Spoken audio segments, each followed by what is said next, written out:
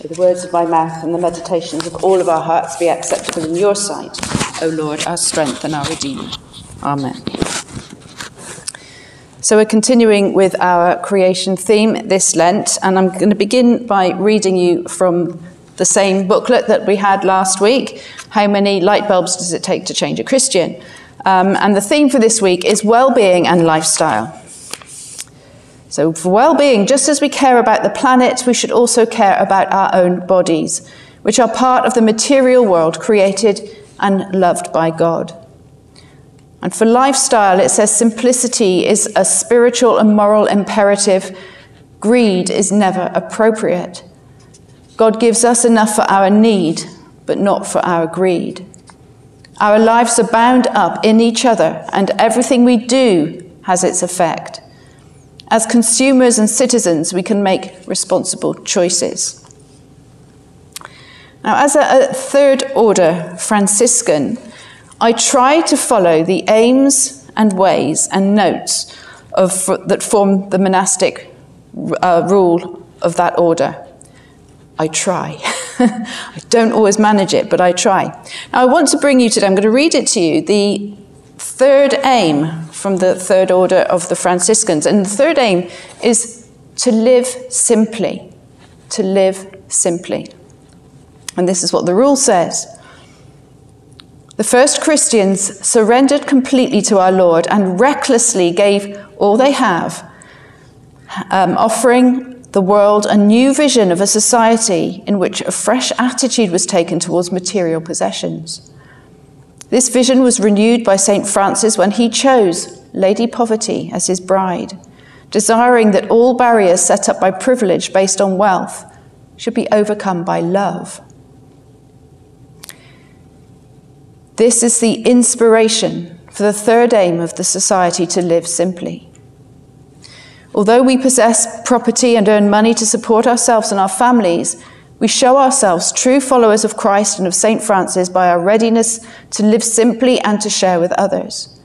We recognize that some of our members may be called to a literal following of St. Francis in a life of extreme simplicity.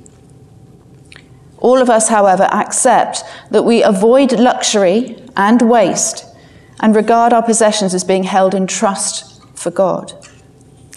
Personal spending is limited to what is necessary for our health and well-being, and that of our dependents. We aim to stay free from all attachment to wealth, keeping ourselves constantly aware of the poverty in the world and its claim on us. We are concerned more for the generosity that gives all rather than the value of poverty in itself.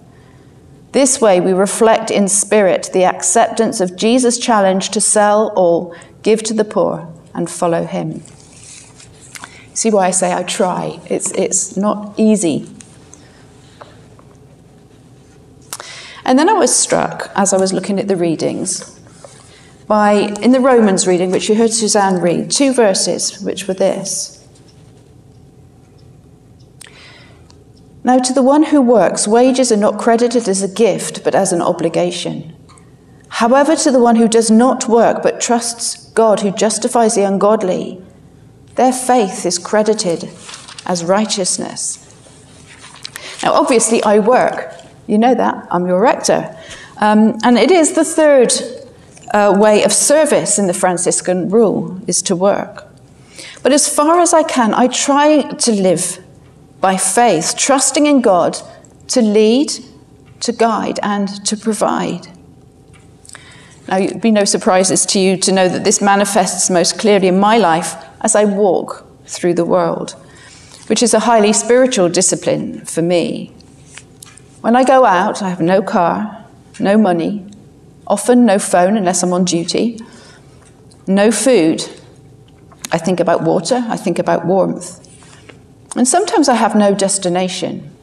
I'm going to dig into, if you're interested in this prayer walking and all these things that I do, I'm going to dig into that more in some teaching that I've prepared. Hopefully this will be offered as a retreat, but if not, we're going to offer it as a series of teachings over a few weeks. Because a lot of people have asked me about that, what that means, how that manifests itself in my life. But living simply is a choice, and it's a choice to live in harmony both with God and with creation.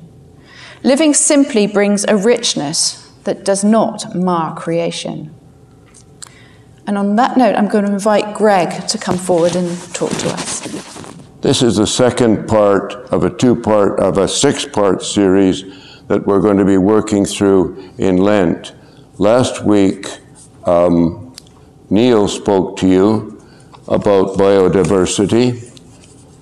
Of course, the whole business has to deal with the earth, God's creation, and all the creatures therein, including people. I want to start with the idea of stewardship. Can somebody suggest what stewardship means to you, to him or her? Any idea?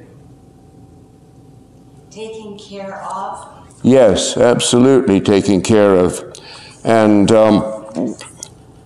here's a little intro from Genesis. God gave people dominion. And if you look at Genesis 1, verses 26 and 28, and to me, if you have dominion, that means you have responsibility for. And that means that the earth, we collectively have responsibility for, and all the creatures therein, including other people. I thought that Lent would be a good time to reflect on this idea of dominion.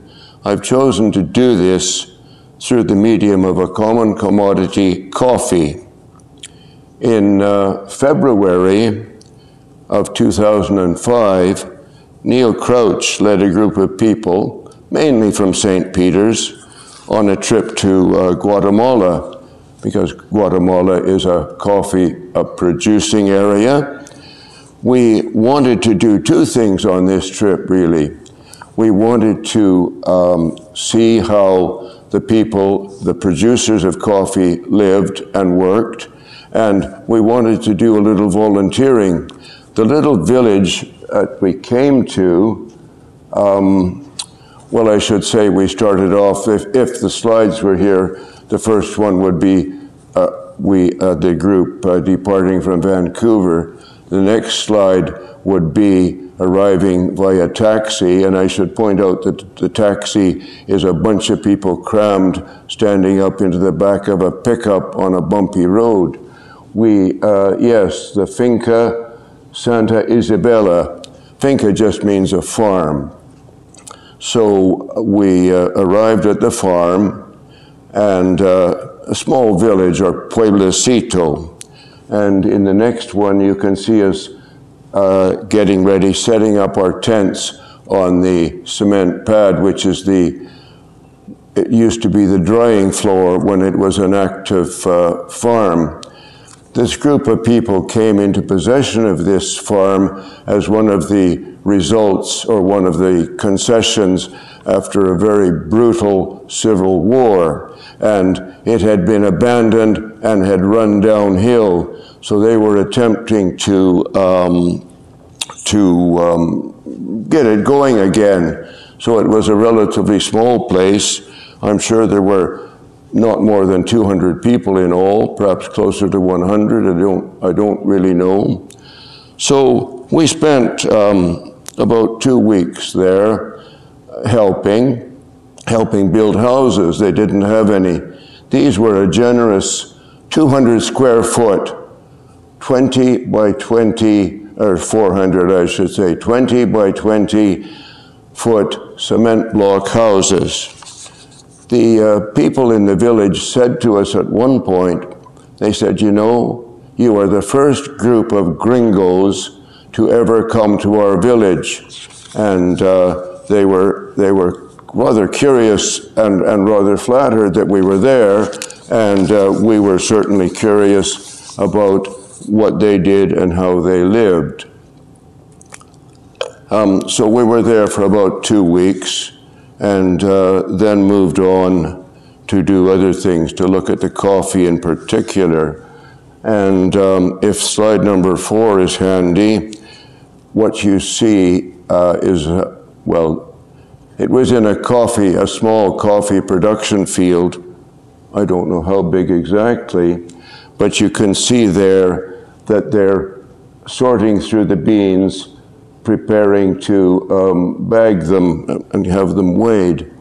Now, there were kids with them, and previous to this picture, they'd been running up and down. So I was curious, and I asked one of the mothers, I said, ¿Por qué los niños no están en la escuela? Why aren't the kids in school? Well, she said, I've got a choice.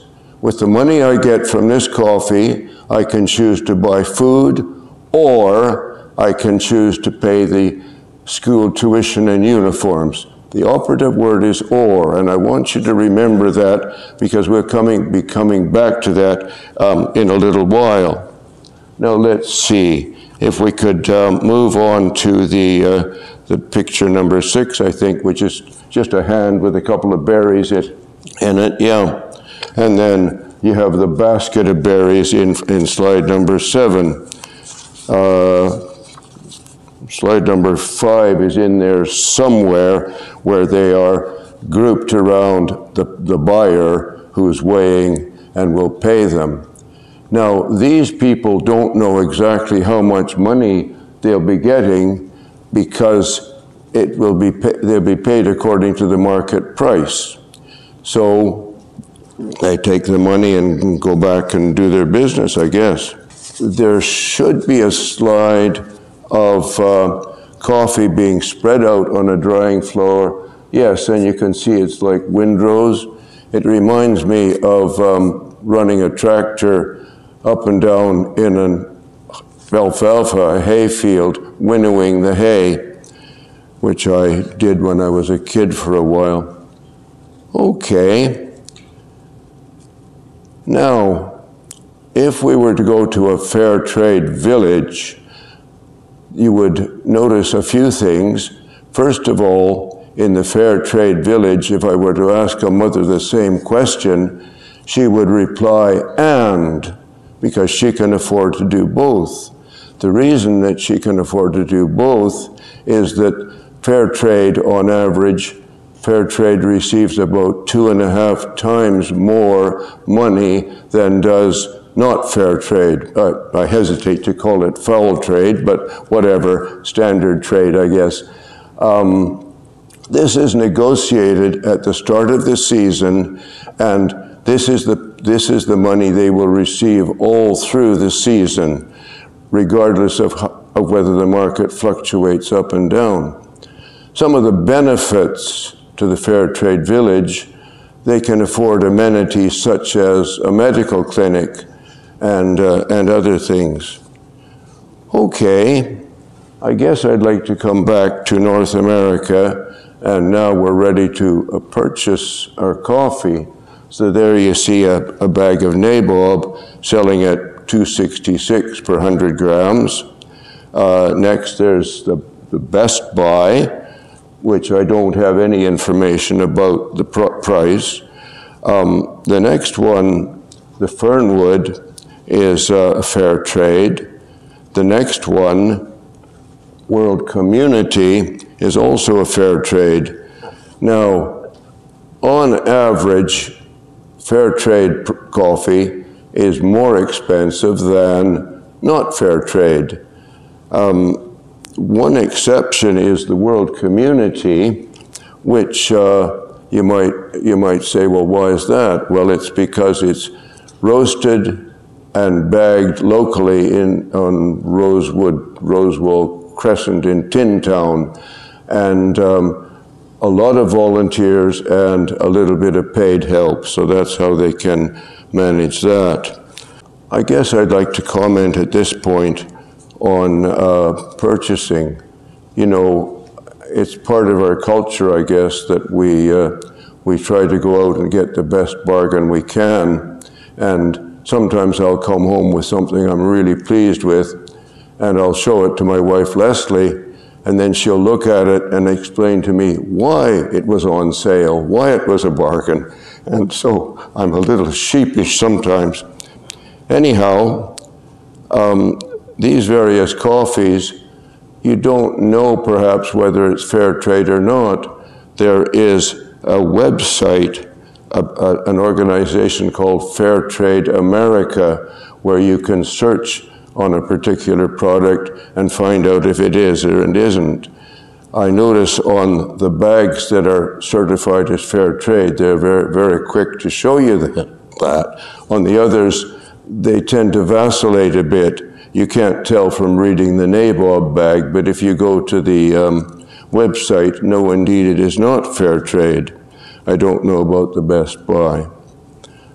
We all try to look for bargains.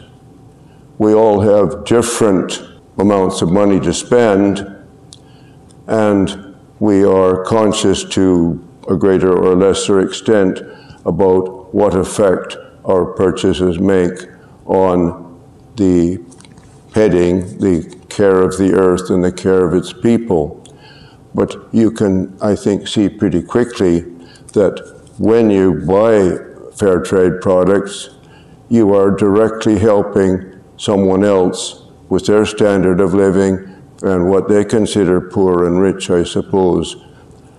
Which one of us would want to live in a 20 by 20 cement block house? Well, there you go. But I guess if everyone else is there with you, you're fairly happy.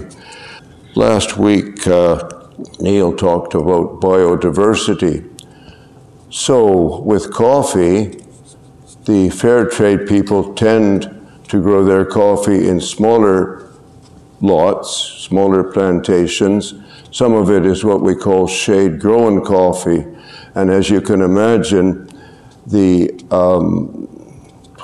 what would you call it? The ecology of that setting is much richer and more complex and more resilient than is the ecology of a large plantation where quite possibly a vast tract of jungle has been cleared to do the planting. With the shade grown, they use less water. I can't comment directly on chemicals and fertilizer, but for sure they use less water. So, in conclusion, I hope that I've given you a few things to think about in terms of stewardship of God's creation. Thank you then.